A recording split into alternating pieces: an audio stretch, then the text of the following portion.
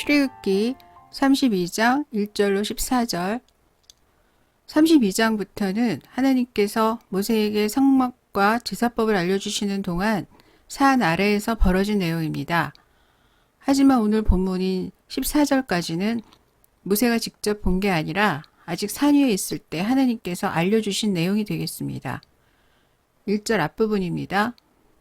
백성이 모세가 산에서 내려오며 더딤을 보고 모여 백성이 아론에게 이르러 말하되, 여기서 모여로 번역된 티카헬이라는 단어는 수동태 동사라서 누구 한 사람이 백성을 소집해서 모은 게 아니라 백성들이 자발적으로 모여서 아론에게 갔다는 것을 알려줍니다.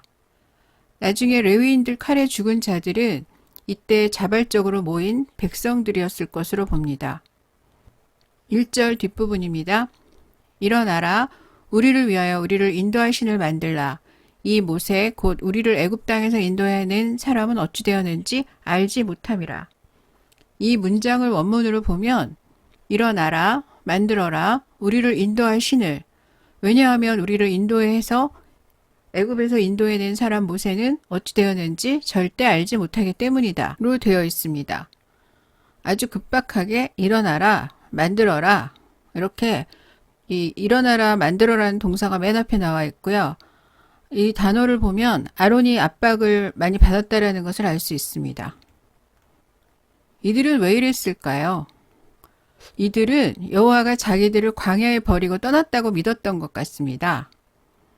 자기들의 그 익숙한 애굽에서의 그 신관에다가 여호와를 대입시켜서 여호와를 아는 지식을 뒤죽박죽으로 만든 거죠. 5절에 나오는 그 여호와의 절일은 이들이 정한 것 같지는 않고요. 진짜 여호와의 절일 같은데요. 시간상으로 봤을 때 수장절인 것 같습니다. 23절에서 하나님께서는 무교절, 맥추절, 수장절을 지켜라 이렇게 말씀하셨는데요. 6월절은 출애굽할 때 지나갔고 시내산에 도착한 게 3개월째 되는 날이었기 때문에 그 사이에 맥추절도 지났죠. 수장절만 남았습니다. 그러니까 이들이 말한 그 절기는 바로 수장절인 것 같은데요. 수장절은 알곡은 장막에 드리고 그렇지 않은 것들은 버리는 심판을 상징하는 절기이기 때문에 이제 곧 몰아칠 피의 심판은 바로 이 수장절을 그대로 반영한 사건이라고 하겠습니다. 백성들의 불안에 동화된 건지 아니면 이렇게 해야 이들의 동요를 막을 수 있다고 판단한 건지 어쨌든 아론은 금고리를 받아서 녹여서 부어서 만든 그 곳에다가 송아지 형상을 조각합니다. 자기가 제사장 옷을 입게 될 거라는 건 꿈에도 생각 못하고 사람들의 요구대로 우상을 만드는 아론에게서 흘러가는 대로 사는 그런 사람들의 모습이 보이죠. 많이 알려진 일화인데요. 해방 후에 그 친일 매국노 지식인들한테 왜 그랬냐고 물었더니 한국이 절대 독립할 수 없을 거라고 생각했다 그러죠. 그 당시엔 그게 최선이었다 이런 얘기입니다. 아론도 그런 식이었지 않았을까. 나로선 이게 최선이었다. 잠언 29장 18절입니다. 묵시가 없으면 백성이 방자에 행하거니와 율법을 지키는 자는 복이 있느니라. 아멘. 묵시로 번역된 하조는 꿈, 계시, 신탁이란 뜻인데 하나님의 뜻을 알려주는 수단이었습니다. 예, 하나님의 뜻을 모르면 백성들이 제멋대로 산다는 뜻이죠. 그 아론과 백성들은 하나님의 뜻인 시내산 율법을 알려줬는데도 이렇게 행동했기 때문에 이들은 나로선 이게 최선이었다 이렇게 변명할 수는 없겠죠. 왜 하필 아론이 조각을 했을까? 아마 아론은 애굽에서도 우상을 조각하던 사람이 아니었을까 그런 생각을 해보는데요. 사람들이 요구해도 나는 못한다 그래도 되는데 이걸 했다는 건 아론도 똑같다는 뜻이죠. 그럼 왜 하필 송아지 형상일까? 이에 대해서 성경학자들은 이들이 만든 그 황금 송아지는 애굽의 신 아피스를 본딴 것이라고들 합니다. 아피스는 검은 황소 모양의 애굽 신이었는데요. 애굽 초창기 때 최고의 신이었던 그 푸타가 불에 타서 아피스가 되었다. 이렇게 생각들을 합니다. 이 아피스를 이긴 게 나일강에서 태어난 태양신 라였고 애굽 왕 바로는 태양신 라의 아들이었기 때문에 애굽의 열재앙이 내리기 전까지 이들은 애굽 최고의 신이었습니다. 하지만 여호와가 내린 재앙으로 태양신 라가 태어났다는 그 나일강은 피로 변했고 흑암재앙으로 태양도 어두워졌죠. 절대 죽지 않는다는 바로의 아들 차기 파라오까지 죽었습니다. 애굽인들 중에는 이 최고의 신은 태양신 라가 아니라 여호와라는 것을 믿은 사람들도 많아서 이들도 이스라엘을 따라서 출애굽하기도 했습니다. 하지만 그로부터 몇 개월 후 아피스를 남기고 떠난 프타처럼 여호와 역시 아피스에 해당하는 무언가를 남기고 떠났을 것이다. 그러니 우리를 위해 신을 만들어라. 이렇게 된 사연 같습니다. 고대 근동에서는 자기들이 필요한 신을 만들어서 사용해 왔습니다. 우상을 만들고 그 우상에게 자기들이 필요한 능력을 갖게 하는 신내림 의식을 하면 신이 됩니다. 예를 들어서 애 잘 낳는 능력이 필요할 때 여자의 모양으로 그 우상을 만들고 거기다 신내림 의식을 하면 다산의 신이 탄생합니다. 그렇게 만들어진 게 아스타롯이에요. 아마 프타가 아피스로 변했다는 신화도 이런 식으로 만들었을 겁니다. 그럼 이들은 왜 아피스를 본딴 황금 송아지에게 자기들을 출애굽시킨 신이란 이름을 붙였을까?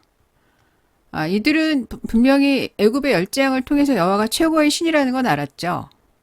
그러니까 지금 안 보이잖아요, 모세가. 그러니까 자기들을 출애굽시킨 그 능력만 있으면 된다고 생각한 거예요. 그러니까 진짜 여호와가 없어서 상관없고 모세가 돌아오지 않아도 되는 거죠. 하나님이 왜 이들이 부패했다고 하는지 이해가 되죠. 9절에서 목이 뻣뻣한 백성이로다 해서 뻣뻣하다 카시에는 잔인하다 고통스럽게 한다는 뜻인데요. 출애굽기 1장 14절에서는 힘든 노동이란 뜻으로 사용이 됐습니다. 애굽인들이 힘든 노동으로 이스라엘을 괴롭혔듯이 지금 이스라엘은 우상을 만들어 하나님을 괴롭힌다는 뜻이죠. 아무리 금으로 싸도 이들은 그저 괴롭히는 가시일 뿐입니다. 이들과 함께하는 하나님의 길은 가시밭길이고 고난의 길이죠. 알고 시작했지만 잉크가 마르기도 전에 언약을 이기고 하나님을 고통스럽게 하는 자들을 보니 이대로 같이 가다가는 싹 다 진멸할 것 같다. 이런 생각이 드신 거죠. 힘이 없어야 고통을 주는 자들하고 함께 지내면서 앞이 캄캄하고 답이 없다고 생각하지.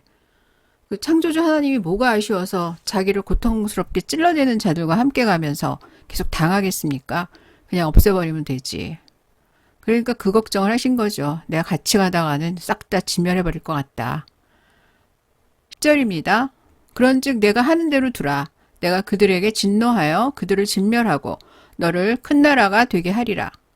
여기서 진멸하고로 번역된 칼라는 끝마치다, 완료하다의 뜻입니다. 그래서 창세기 2장 2절에서는 하나님이 창조 사역을 7째 날에 마치셨다라고 할 때 이 마치다로 사용되었습니다.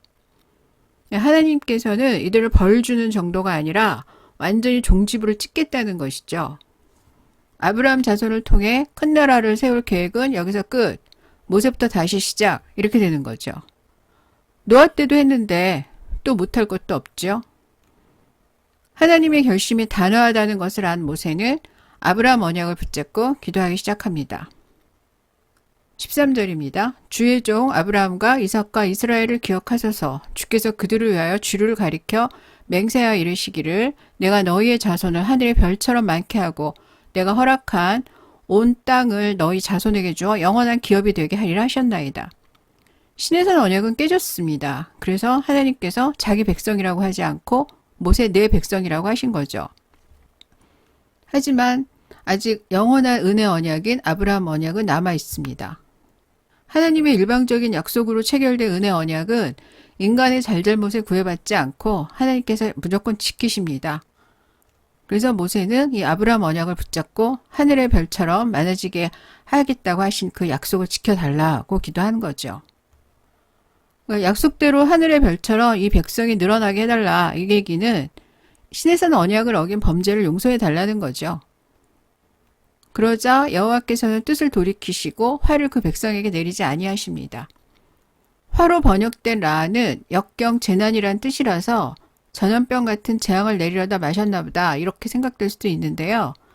같은 내용 신명기 9장이 나오는데 여기를 보면 이 정도가 아니라는 걸 알 수 있습니다. 신명기 9장 15절입니다. 내가 돌이켜 산에서 내려오는데 산에는 불이 붙었고 그 언약의 두 돌판은 내 두 손에 있었느니라. 아멘. 화산 폭발을 암시하는 것 같습니다. 하나님께서는 소돔과 고모라처럼 정말 다 없을 생각을 하셨던 것 같죠. 그 같은 사건을 다룬 신명기 9장에서는 모세가 두 번 중보기도했다라는 단어가 나오지만 출애굽기에는 중보기도라는 단어는 나오지 않습니다. 대신 은혜 언약이 강조되죠. 그래서 신명기 9장은 이스라엘이 얼마나 하나님 속을 썩였는지 그 내용을 회고하면서 이스라엘의 중보자로서 살아온 그 모세 자신의 이야기를 했다면 이 오늘 본문인 출애굽장 32장은 하나님의 일방적인 그 은혜 언약이 얼마나 강력한지 그것에 초점이 있다고 하겠습니다. 그러니까 오늘 본문으로만 보면 하나님께서는 이스라엘에게 맹렬한 노를 그치고 화를 내지 않은 이유는 하나님 자신이 일방적으로 약속한 아브라함 언약 때문이죠. 이게 아니었으면 이스라엘은 이때 전부 죽었을 겁니다.